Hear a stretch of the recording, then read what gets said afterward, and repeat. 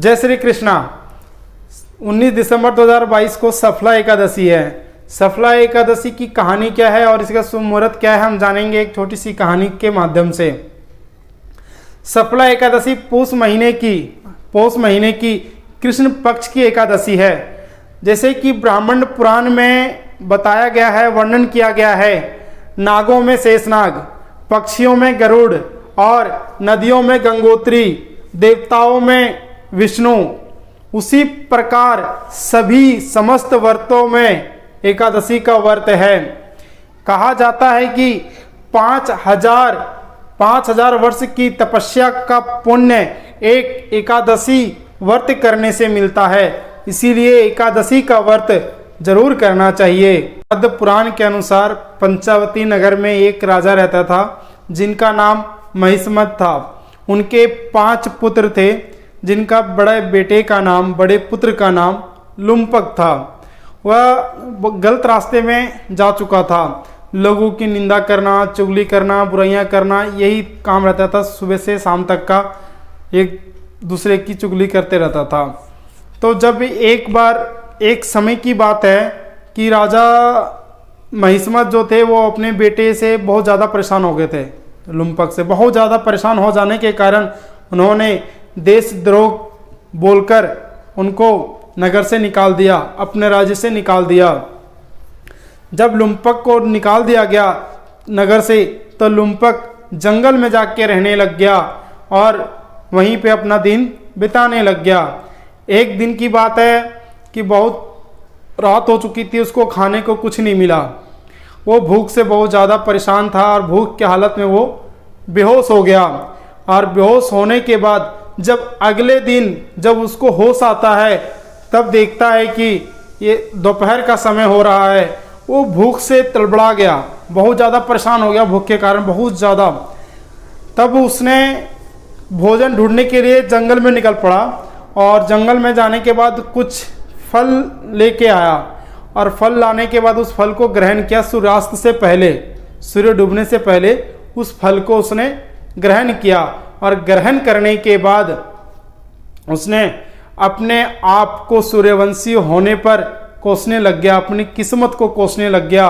और कोसते कोसते वह पूरी रात नहीं सोया और जाने अनजाने उसने पौष महीने की कृष्ण पक्ष की सफला एकादशी का व्रत कर लिया।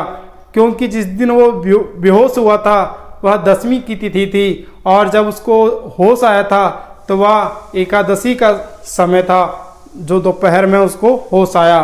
तो वो जाने अनजाने एक सफला एकादशी का व्रत कर लेता है। और यही जाने अनजाने में जो व्रत हो चुका था, इसी कारण से उसकी बुद्धि ठीक हो जाती है और वह सही हो जाता है। उसके बाद वह अपने पिता के पास उस नगर में जाता है और अपना पिता को सारी कहानी, संपूर्ण वृत्तांत अच्छे से बताता है।